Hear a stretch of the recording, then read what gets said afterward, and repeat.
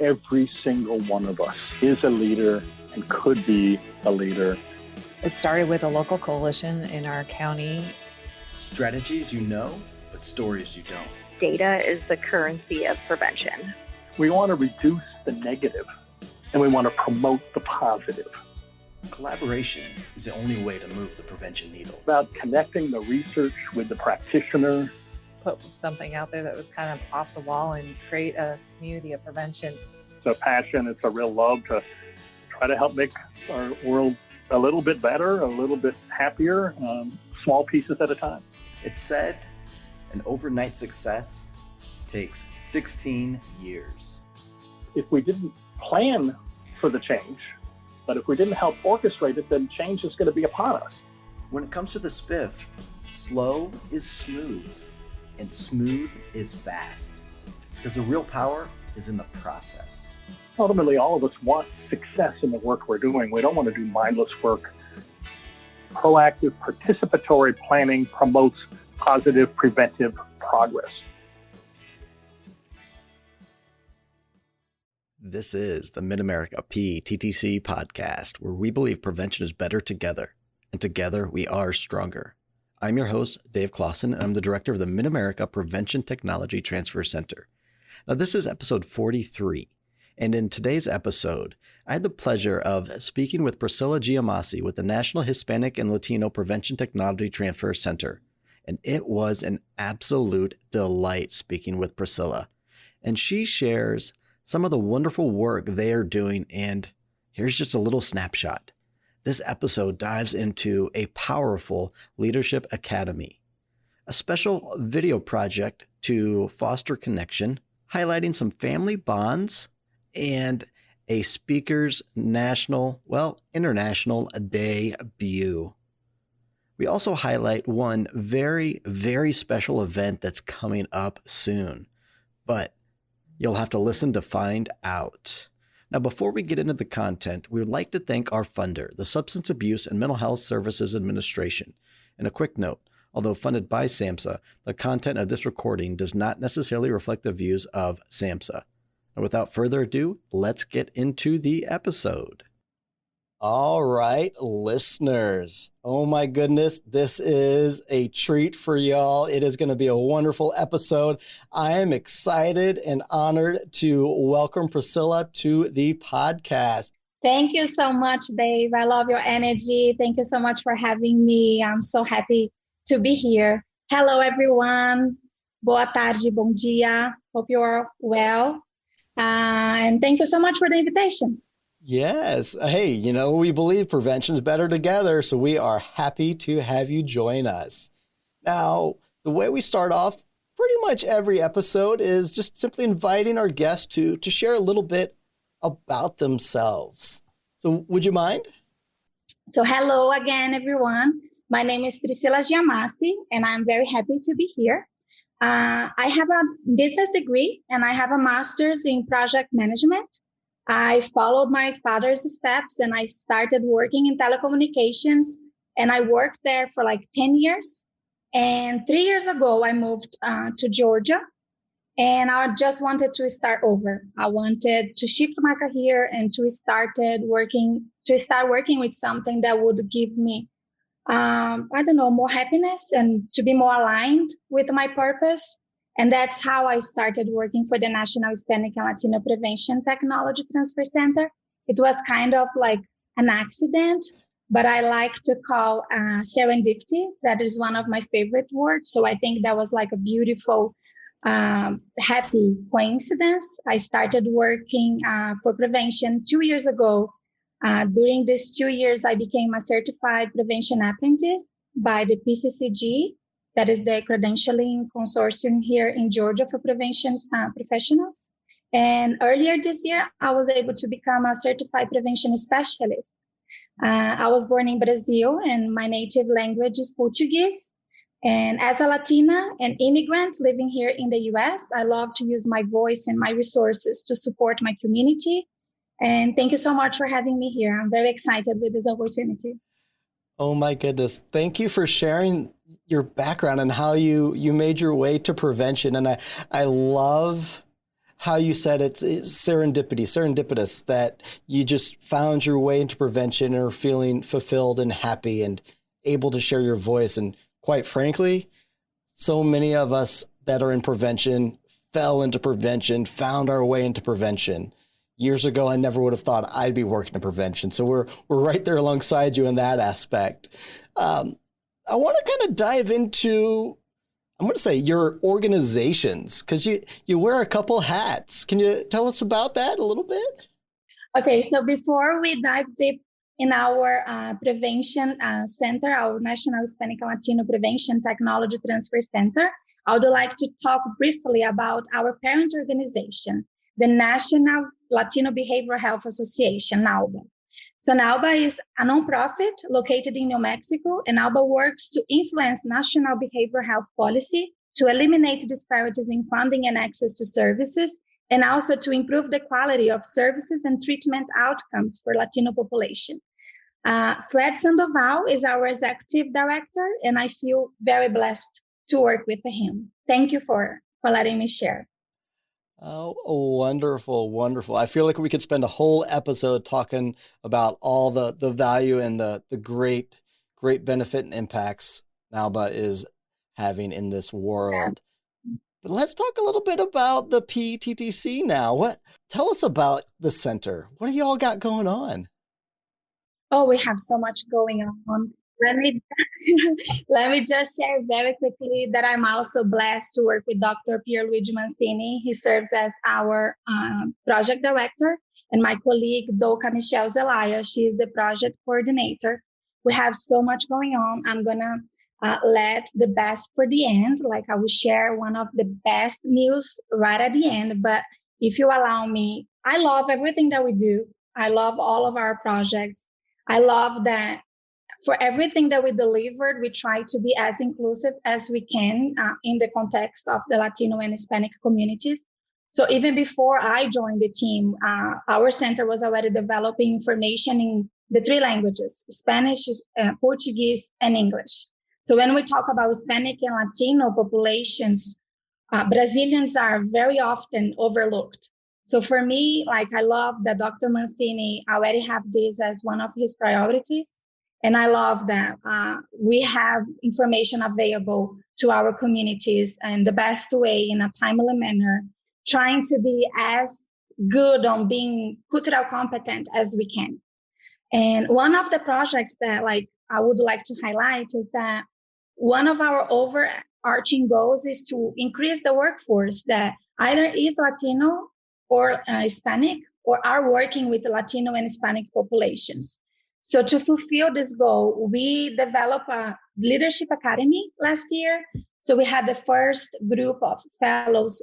We graduated 9 participants last year. We had Dr. Eugenia West and Dr. Juan Araki developing this program with us. They also serve as the professors. And it was just amazing. Like, the first group was already, like, they were so engaged. Some of the feedback that we received, like, was so, like,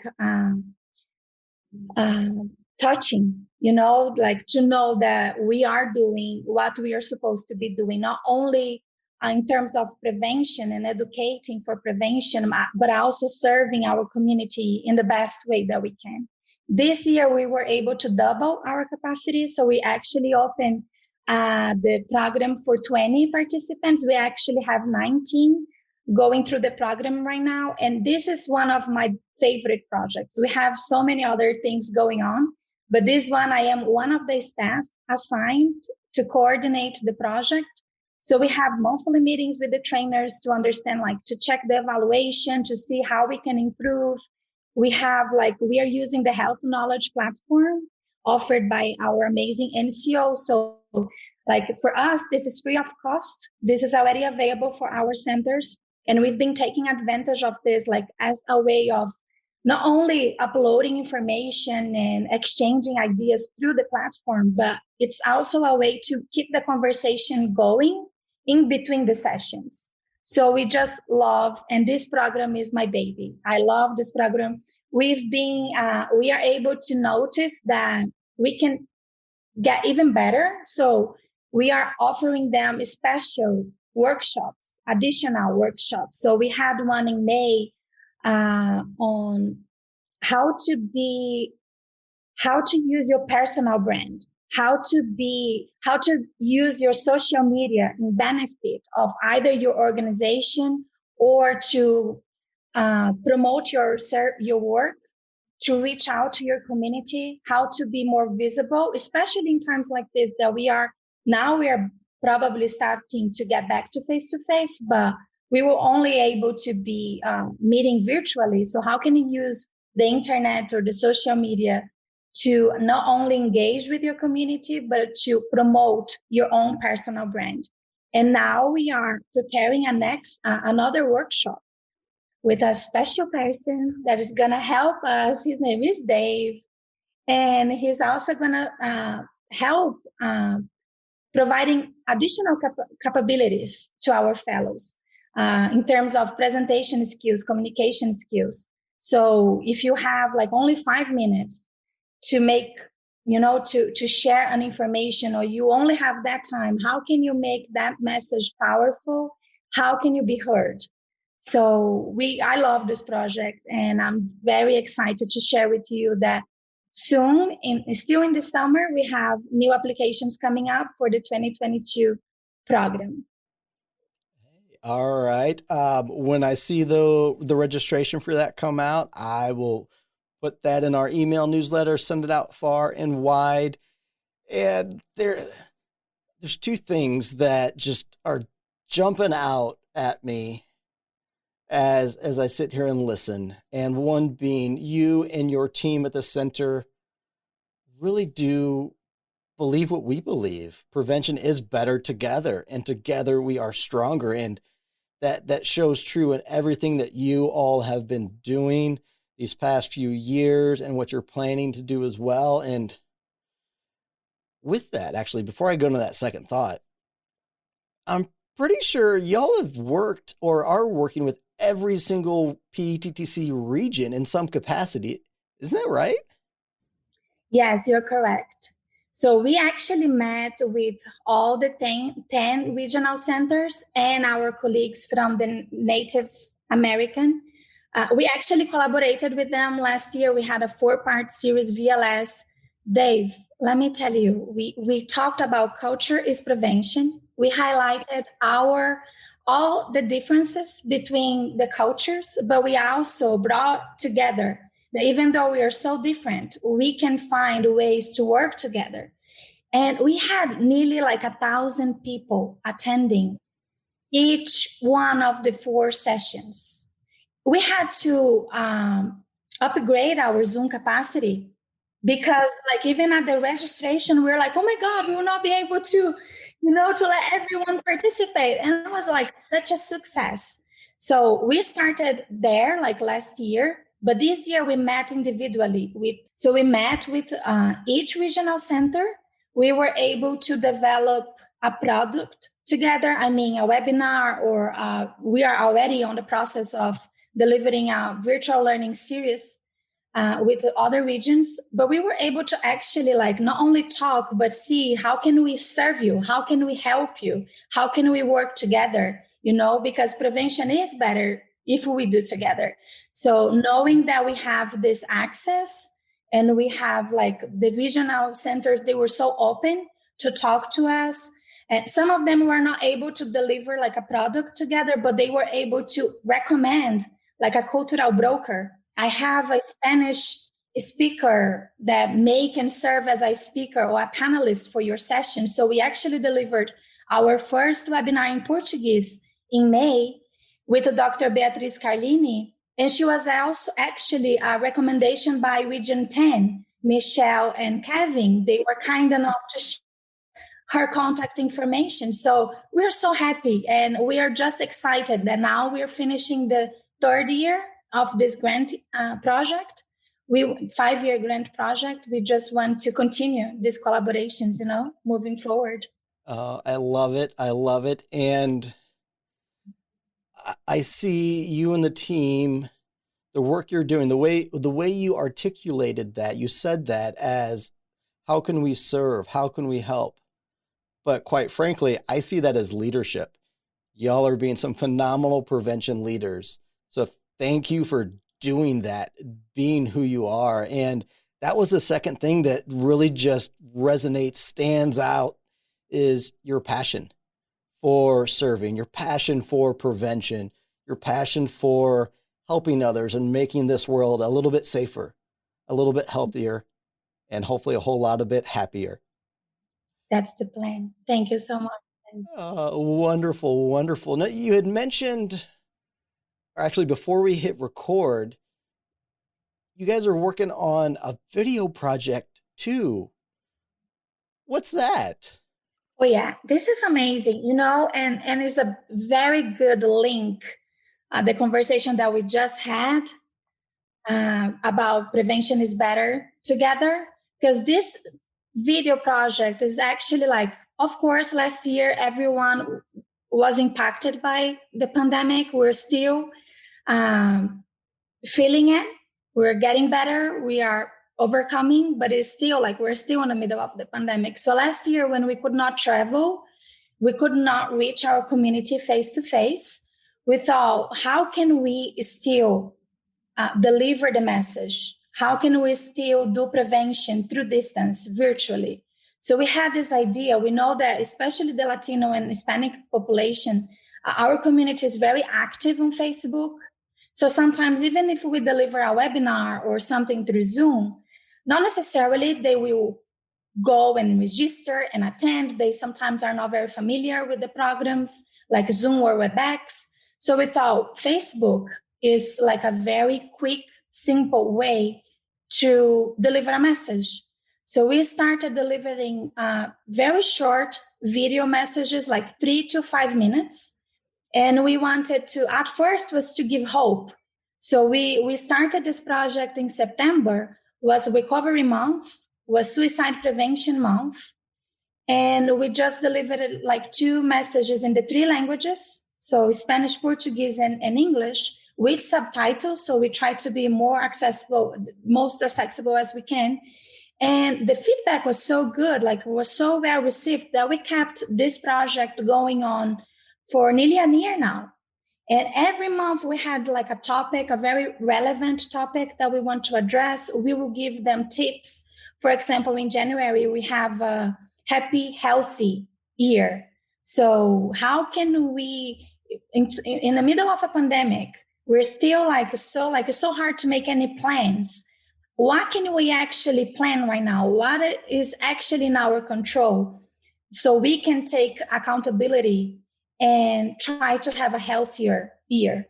So tips like eating better, drinking water, exercising. And we realized that some of our staff members, myself included, we needed to follow those tips, because I cannot, I have to be transparent. I cannot give you an advice if I'm not following. So this is part of the prevention as well. Integrity, yeah. So how can I tell you to do something if I'm not doing? So it was even like a wake-up call for our team to say, okay, we're telling them to take care of themselves and to prioritize their health or their mental health, but we are not following through as we should. And the other thing is that we've been talking about prevention is better together. June, we just launched the video for June, and we're talking about men's mental health. And the Portuguese messages, usually they are recorded by me. We have several Spanish and English speakers in our team, so we can alternate between them. But the Portuguese one, I'm the only one. So for June, I was like, I don't feel comfortable talking about men's health. We should have a man here, And I was able to invite my father. My father is back in Brazil, and he is like a blogger now, He recorded a little message for us, advocating for prevention, advocating. He's now a grandfather of 2 baby boys, my sister. But so how beautiful is that? In Brazil, we don't have the prevention efforts. It's not as strong as here. I have never heard about prevention. And somehow I have my family, some of my friends advocating. supporting our projects, even back like there, all the way there in Brazil. In July, we are recording a message around minority mental health awareness in honor of B.B. Moore Campbell. And I also have one of my best friends that used to work with me in telecommunications like years ago. She's the one recording the message as well, because when she heard about the project, she was like, can I help? And I was like, please go ahead and record the message in English, so in Portuguese, sorry. So I love that you, every time you communicate with me, your email signature, you always highlight the information about prevention is better together. And it is, either with our regional centers, with our communities, with our family and friends. I'm just so happy to do the work that we do. So much value in what you just shared. So many different ways I would love to take this conversation. But I think, to me, what really sums it up is you as a center, as a team, are being intentional about living by example so that you can lead by example as well. And just the ripple effect that is having on this world, it's reaching from Georgia all the way to Brazil and farther than we even know about. Thank you all. You guys are awesome. You are. Now, you teased us with saying you're going to save the last most amazing thing towards the end of the podcast. What do you got for us? Oh my, this is the best. That's why we hold a little bit back. So we're so excited to share with you about our conference. So this conference was actually supposed to happen last year, but we all know what happened. We are happy that now we postponed for September, 16 and 17 of September of this year. It's going to happen virtually. It's the 2021 National Latino Behavioral Health Conference, envisioning Latino behavioral health equity in the next decade. So our goal with this conference is to highlight the latest and the most relevant data around prevention, treatment, recovery, policy, and research, focusing on the Hispanic and Latino communities. We will have national keynote speakers, including Dr. Sergio Aguilar Gaxiola, Dr. Margarita Alegria, Dr. Nora Volcom, and others. We are planning to have over 18 workshops, breakout sessions, fun activities such as capoeira from Brazil, samba also from Brazil, and mariachi, so many more. And we will have a lot of opportunity for networking. I really would like to invite the audience, if you are listening and you want to learn more about our conference, or you want to submit an award nomination, apply for a scholarship, or register to attend the event, please visit www.nlbhconference2021.com. All of our applications are available in English, Spanish, and Portuguese. Okay, so this is a conference, but what I heard you say is that this is an all-out experience. Not just a traditional run-of-the-mill conference. It sounds like an all-out experience and a lot of fun with a lot of learning, and I'm guessing a lot of connection and community building as well. That's the plan. As we will not be able to do it face-to-face, we're doing our best to deliver an amazing event. So Latinos like to hug, Latinos like to be, face-to-face and be together. Unfortunately, it's not possible yet. So we will do our best to deliver an amazing event that everyone will feel very connected, even though we are not together. I love it. And listeners, the link will be in the show notes for that conference. And goodness, I need to write down, because I'm going to put a lot of links in the show notes, because you all have a lot of great resources for everybody. And I know you're doing the Facebook videos. What platforms are you guys on? Where can our listeners find you and connect with you? Oh, please follow us on our social medias. We are on Facebook, Twitter, and LinkedIn. All right, y'all look to the show notes for those links. And oh, goodness, Priscila, you're an amazing human being. Your team is amazing. And thank you for being who you are. living by example, leading by example, and doing the great work that you do. Thank you very, very much. Thank you so much, Dave. I appreciate you having me. It was my pleasure. Thank you for all that you do and all the support that you give to our center as well with the Zoom tips and other trainings. I appreciate everything that you do. Have a lovely day. Obrigada. That concludes this episode. Thank you all for not only taking time to listen, but your continued work to make our region safe, healthy, and drug-free. If you'd like to know what training we have coming up, check out our website at pttcnetwork.org.